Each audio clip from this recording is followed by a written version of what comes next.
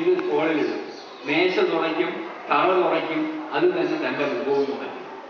അങ്ങനെ അവിടെ വിട്ടെങ്ങും പോകാതെ ജീവിച്ച ഒരു മഹാത്മാവിൻ്റെ അനുഗ്രഹം കൊണ്ടാണ് വിദ്യാസമ്പന്നനായ സ്വാമിജി തൻ്റെ ആധ്യാത്മിക ജീവിതത്തിന് അതിൻ്റെ വളർച്ചയിലേക്ക് എത്തിയത്. അപ്പോൾ ഇന്ന് അവിടെ രണ്ടുപേരും ഇന്ന് ഇവിടെ ഞങ്ങളുടെ ഈശ്വരന്മാരായിട്ടിരിക്കുകയാണ്. അപ്പോൾ ആളുകൾ ആൾ ദൈവം എന്നൊക്കെ പറഞ്ഞ് സൂക്ഷിക്കും. അതിനൊക്കെ നല്ല മറുപടിയുണ്ട്. അതിപ്പം തന്നെ ഞാൻ പറയണ്ട, കടിഞ്ഞി പേര് നടുവൊഴിച്ചുകൊണ്ടു, അതിപ്പോൾ ഞാൻ പറയണില്ല. അതിനൊക്കെ നല്ല മറുപടിയുണ്ട്. ഇവിടെ ബ്രിട്ടാസ് മുതലായ ആളുകളുടെ ടിവിയിൽ കൂടെ ആൾ ദൈവം, അമൃതാനന്ദമയി രാഷ്ട്രീയം, അന്നാരാഷ്ട്രീയം, അതിനൊക്കെ നല്ല ചുട്ട മറുപടി. അവരൊക്കെ കുടുംബത്ത് പോയിരുന്ന് കുത്തിയിരുന്ന് കരഞ്ഞോണ്ട് ആലോചിക്കുന്ന മറുപടിയൊക്കെ ഉണ്ട്. പക്ഷേ അത് പറഞ്ഞു തീർക്കാനുള്ളതല്ലല്ലോ ജീവിതം. അതിനേക്കാൾ ഒരുപാടുണ്ട്. ഇവിടെ കാണിച്ചു കൊടുക്കുകയാണ്. അങ്ങനെ പുച്ഛിക്കുന്നുവെങ്കിൽ, അങ്ങനെ ആക്ഷേപിക്കുന്നുവെങ്കിൽ, അങ്ങനെ തലതാഴ്ത്തുന്നുവെങ്കിൽ ഇത് ഈശ്വരനാക്കി മാറ്റിയിരിക്കുകയാണ്. അടുത്തൊരു മലയാളി ദൈവമുണ്ട്, അയ്യപ്പൻ. പന്തളത്ത് മനുഷ്യനായി ജനിച്ച് മനുഷ്യന് വേണ്ടി ജീവിച്ച് കോടാനുകോടി മനുഷ്യരെ ജീവിതത്തിൻ്റെ ഉന്നതിയിലേക്ക് കൊണ്ടുപോകുന്ന കേരളത്തിലെ ഈശ്വരൻ, തനതീശ്വരനായ അയ്യപ്പൻ, അതൊരു മലയാളി ദൈവമാണ്. അങ്ങനെ 3 മലയാളി ദൈവങ്ങളെ ഞാൻ ഇവിടെ വരുന്നവർക്ക് പരിചയപ്പെടുത്തിക്കൊണ്ടിരിക്കുകയാണ് എന്ന് ചോദിച്ചു പറഞ്ഞ ഇവിടുത്തെ ഒരു വാച്ച്മാനാണ്. അതിനടുത്തായിട്ട് ഇത് രണ്ടും അവിടെ ഇരിക്കും.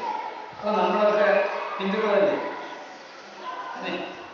നീ തലയാക്കാൻ പക്ക. അപ്പൊ നമ്മുടെ മെയിൻ ടെക്സ്റ്റ് ബുക്കിന്റെ പേരെന്താണ്? പണ്ടുകൂടെ വന്നിട്ടുള്ള മുന്നിൽ വരും. എന്താ? ഹിന്ദുവിന്റെ holy book of Hindu, Bhagavad Gita, Ramayanam.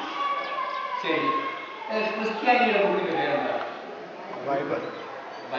ഒരാളുടെ ചോദിച്ചാൽ എല്ലാവരും കൂടെ സമൂഹമായി പറയും. മുസ്ലിമിന്റെ പുസ്തകത്തിന്റെ പേരെന്താ? എന്നാൽ ഹിന്ദുക്കളായ നിങ്ങളുടെ പുസ്തകത്തിന്റെ പേരാണ് ആ അറ്റത്തൊരു ക്ഷേത്രമുള്ളത്. എന്താണ്? വേദമന്ദിരം. 4 വേദങ്ങളാണ് അവിടുത്തെ പ്രതിഷ്ഠ. നിങ്ങളുടെ പുസ്തകത്തിന്റെ പേരാണ് വേദം. പിടികിട്ടില്ല? ഇനി ആര് ചോദിച്ചാൽ പറയൂ. അപ്പോൾ സ്വല്പം വഴികളിലേക്ക് കറങ്ങിയിട്ട് നിങ്ങൾക്ക് കാലത്തിൽ ഒരു ബോണസ് കിട്ടി. ഏതാണ്? നമ്മുടെ പുസ്തകത്തിന്റെ പേര്. തീർച്ചയായിട്ടും നമ്മുടെ വീട്ടിൽ കുട്ടികളോട് അയൽക്കാരുടെ ടീച്ചേഴ്സ് ആരെങ്കിലും ഞാനുണ്ടോ?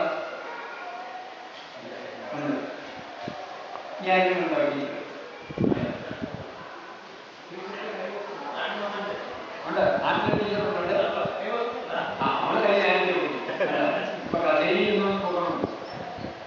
നോക്കിയോ, ടീച്ചർ എന്ന് പറഞ്ഞിരുന്നാല് ഇപ്പൊ ടീച്ചറുടെയാണ് ചോദിച്ചത് ഹിന്ദുവിന്റെ പുസ്തകത്തിന്റെ പേര്. ഹിന്ദുക്കളുടെ ആഹ്വാനമുള്ള ടീച്ചർമാരാണ് അവർ ചോദിച്ചപ്പോൾ അവർ പറഞ്ഞത് ഗീതയെന്നോ രാമായണമെന്നോ ഒക്കെയാണ്. അപ്പോൾ ഞാൻ പതുക്കെ അവരെ വിളിക്കാൻ പോകണം എന്താണെന്നറിയാം. Teaching error is teaching. പക്ഷെ ഇന്ന് അവർ പോകുന്നത് ടീച്ചിങ് എററല്ല, കറക്റ്റായിട്ട് ടീച്ച് ചെയ്ത് ഹിന്ദുവിന്റെ പുസ്തകത്തിന്റെ പേര് വേദമാണെന്ന് കുറഞ്ഞ പക്ഷം 10 പേരോടെങ്കിലും പറഞ്ഞു.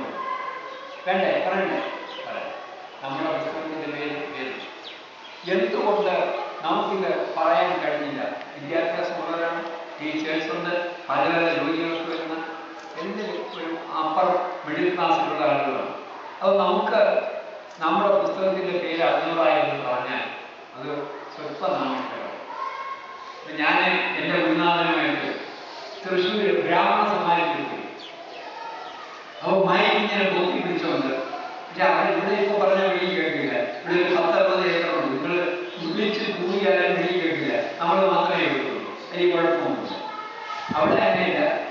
തൃശ്ശൂര് ബ്രാഹ്മണ സമാജം അത്ര ഭയങ്കര സ്ഥലവും വെച്ച് ആള് അതിനകത്ത് കുറേ പേർക്ക് ഇരിക്കാമെന്നുള്ളതേ ഉള്ളൂ. ഞങ്ങൾ ഒരു 10-200 ആളുകളുണ്ടായിരുന്നു. ബ്രാഹ്മണ സമാജത്തിലുള്ളവരാണ് അധികം. അപ്പൊ അവർ പറഞ്ഞതാണ് രാമായണവും ഭാഗവും ഒക്കെ 2 പേരോ 3 പേരോ അനുഷ്ഠിച്ച് വേദം എന്ന് പറഞ്ഞു. പക്ഷെ ഇവിടെ ഇപ്പൊ ചിലർക്കൊക്കെ അറിയാം. മനഃപൂർവ്വം പറയാനിരിക്കുന്നത് ഞാൻ ചീത്ത പറയുകയായിരുന്നു. കാരണം ഞാൻ പറഞ്ഞു നേരത്തെ പറയേണ്ടി വരും. കാരണം ഇവിടെ എന്തെങ്കിലും നമ്മളുമായി ബന്ധപ്പെട്ടിട്ടുള്ള അമ്മമാരെ പറയും. കാരണം ഞാൻ ഈ കാണുന്ന രഘുവും കൊണ്ട് നാല് മുന്നിലാണെന്ന് ഒക്കെ പറയുന്നു. അപ്പോൾ ആ മറ്റു പുസ്തകങ്ങൾ നമുക്ക് പറയാൻ കഴിഞ്ഞു, നമ്മൾ പറയാൻ കഴിയില്ല. കാരണം അവരുടേത് ഓർഗനൈസ്ഡ് റിലീജിയനാണ്. അവരവരുടെ റിലീജിയനെ പറ്റി പഠിപ്പിക്കും, അവരുടെ ആവശ്യമാണ്. നമ്മൾക്കത് കഴിയുന്നില്ല. കാരണം എന്താണ്? ക്രിസ്ത്യാനിക്ക് Vatican base, cross base, Christ base, Bible base, church base. മുസ്ലിമിനെന്തുണ്ട്? Allah base, Nabi base, Quran base, മസ്ജിദ് ബേസ്, മക്ക ബേസ്. നമുക്കെന്തുണ്ട്? നായക ബേസ്, പട്ടണ base, Ezhava base, Parayan base, A base, ആ ബേസ്, മലയാളി ബേസ്, മലയാളി, ബംഗാളി, ബീഹാറി, ഇതൊക്കെ ബേസ്. ഇതുകൊണ്ട് നമുക്ക് നമ്മളുടേതായ കാര്യം പ്രസന്റ് ചെയ്യാൻ, അതിനെ ട്യൂൺ ചെയ്തെടുത്ത് ചെറുപ്പക്കാർക്ക് പറഞ്ഞു കൊടുക്കാൻ കഴിയുന്നില്ല. ഇത് നമുക്ക് ചെയ്യണം.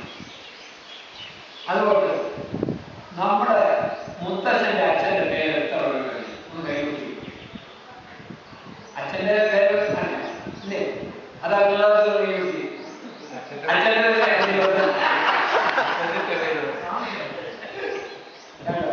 അച്ഛൻ്റെ പേര്